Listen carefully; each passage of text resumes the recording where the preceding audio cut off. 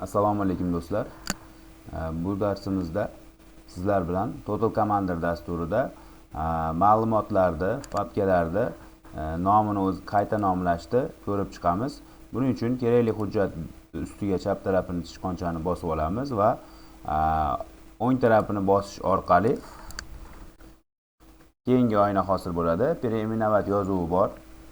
Shu yozuvni tanlab olamiz va keyingi oyna ochiladi. Mana hujjatimizni nomini o'zgartirishga imkoniyat bo'lyapti. Endi misol uchun yangi hujjat ekan, men yangi deb qayta nomladim yoki o'chirib tashlab boshqa narsa yozishimiz mumkin bo'ladi. Hisobot misol uchun. O'zingizga kerakli bo'lgan qayta nomlamoqchi bo'lgan yozuvingiz bilan nomlashingiz mumkin bo'ladi va enter tugmasini bosish orqali tasdiqlaymiz bu amalni. Keyingi holatda shu 4-sentyabr degan papkam bor ekan, buni ham qayta nomlaymiz.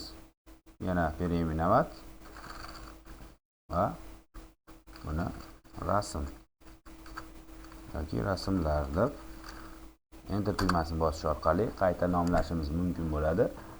E'tiborlaringiz uchun rahmat. Sog' bo'linglar.